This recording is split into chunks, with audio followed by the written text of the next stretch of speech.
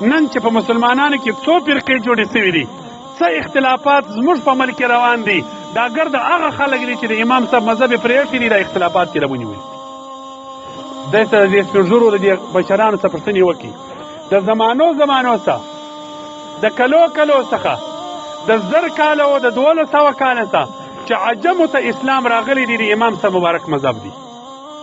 چې عجمو ته اسلام راغلی دی، یوازې پاکستان نه، ټول افغانستان، پاکستان، بنگلادیش، هندوستان، تاجکستان، قزاقستان، ترکمنستان چې د عجمو ته اسلام راغلی دی، ګوري د امام صاحب مذهب دی. دا 1000 کاله او 1200 کاله د امام صاحب مذهب چلی دی. نن څه پیښه سوله چې نن نوي مذهبونه رالل؟ نن څه پیښه سول چې نن مرته نوي دینونه رالل؟ د مذهب په جامه کې اختلاف یې راته جوړ کړي، جنجالونه یې راته جوړ کړله، نوي طریقې یې راته راوړلې، په مسلمانانو کې نوي کیسې جوړې کړلې. یو ورته خیرات مه کوه بل کافر کېږي، بل ورته که جدبا وکړه کافر کېږي، بل ورته که زیارت ته ولاړلې کافر کېږي.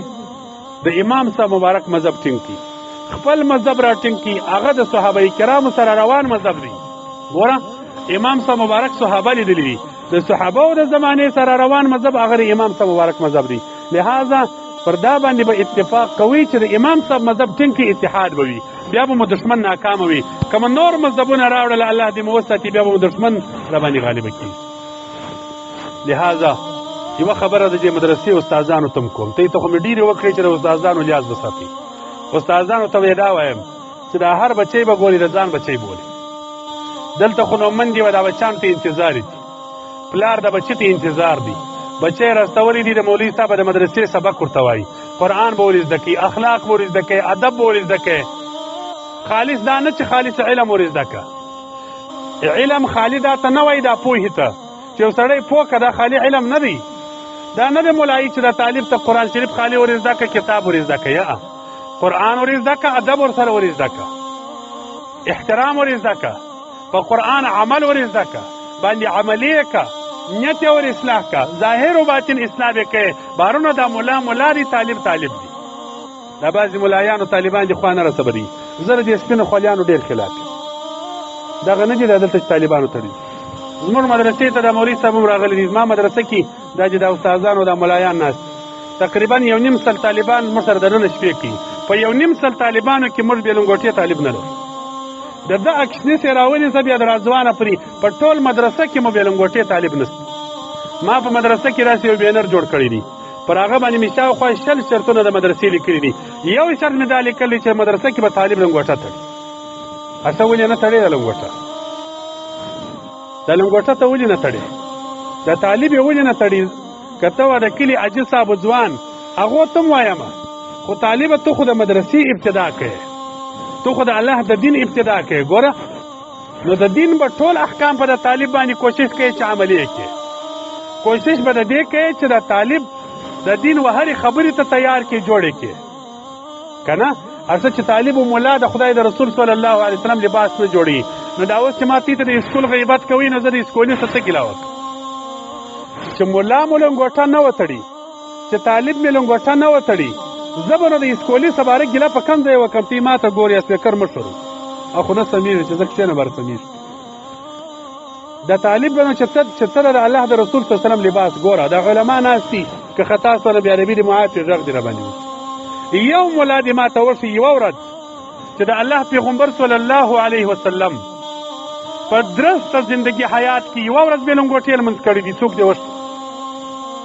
دا چیرې دي؟ موږ خو چې دا سوي یو در ننه پورې دا په مخه نه دي راغلي چې د الله پیغمبر صلی الله علیه وسلم دی یوه ورځ بې لنګوټې لمونځ کړی. حتی مولا علی قاري رحمه الله د زموږ په مذهب کې یو غټ امام دی، هغه مبارک خو وایي رسول الله صلی الله علیه وسلم په درس زندگی حیات کې 1 ساعت بې لنګوټې ګسه ګرځېدلی نه دی. او علامه مناوي رحمه الله له فیض القدیر کې دا وایي، وای کور کې د ننه بې لنګوټه کله کله ایښول، خو د باندې نبي علیه السلام بې لنګوټې نه دي راوتلی. ښه صحابه کرامو کې دې ما ته یو ملا ورسي پلانکی صحابي بې لنګوټې ګرځېدي، څوک دې ورسي؟ دا به ما ته څوک ورسي؟ دا 1 لک زیات صحابه دي لنګوټې تړلې. ښه ملائکو په صفاتو کې علما ناست دي، ملائکې د بدر غزا ته راتللې، لنګوټې تړلې وي. جبرائیل علیه السلام د اسمان مخلوق دی، ملائکې راځي ځمکې ته لنګوټې تړي. امامان را واخله، د څلورو مذهبو امامانو کې دې څوک وښیي چې دغه امام لنګوټه نه وه تړلې؟ یو څوک دې ما ته ووایي. امام مالک رحمه الله د یو مذهب امام دی. مبارک علیه السلام فرمایي که داسې یو سړی به په مدینه منوره کې پیدا سي، که تی اوښ روان کړي در مشرق او در مغربه، د اوښ دا پښتورګي به د تندې پرېسي، خو داسې ملا به نه کي پیدا لکه دغه ملا. علما وایي امام مالک صاحب یادوي.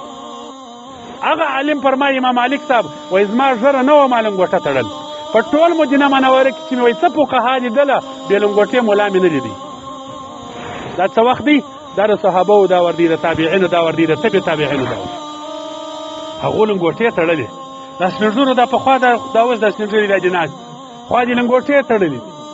پخوا دا بې لنګوټې ژوند دا بیخي شرم و.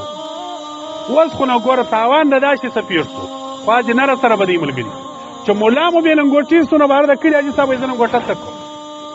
هر څه نو که لنګوټه ښه کار وایي، خو هغه غټ ملا به تړلی. خلکو نور هر څه پرېږدي، زه ملایانو ته وایم د الله په خاطر مسأله خو دا ملایان بعضې بحثونه هم کې کوي چې دا سنت موقت ده که زواید. زما رایه خو د موقت ده، خو هغه دلایل ډېر دي، هغه به اوس نه وایم. زه خو وایم چې نبي کریم صلی الله علیه وسلم په سنتو کې کلک سنت لنګوټه وه.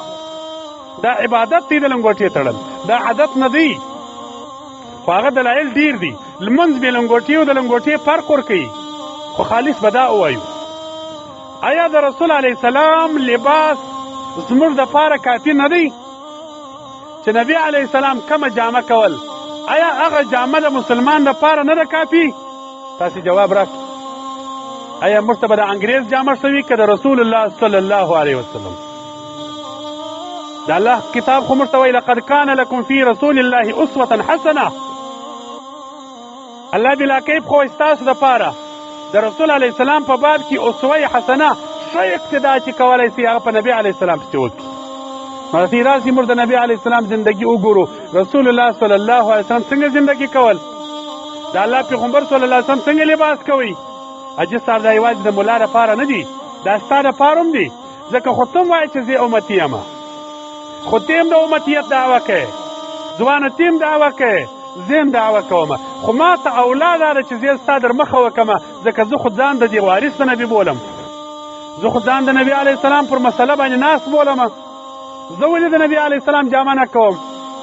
زه ولې د انګریز جامه وکړم؟ کله د الله پیغمبر صلی الله علیه وسلم لنګوټه تړل، رسول الله صلی الله علیه وسلم څڼې درلودلې، نبي علیه الصلاة وسلام سر نه کښنی کوي، په ټول زندګي نبي علیه السلام سر نه دی کښنی کړی. خریل ثابت دی په حج او په عمره کې 4 واره کښنی کېدل، په ټول عمر نبي علیه السلام سر کښنی کړی نه دی، څڼې جوړولې نبي علیه السلام. عالم باید چې لنګوټه ولري، عالم باید چې عذر نه ولري څڼې ولري. د عذر کې درلودي سر خریل جایز دی، خبره نه کوم، خو مولا کاري صاحب وایي سنت نه دي، سنت یې لنګوټه ده. بلا حجه سنت څڼې دي، لنګوټه ده. نبي علیه الصلاة وسلام ژره درلودله.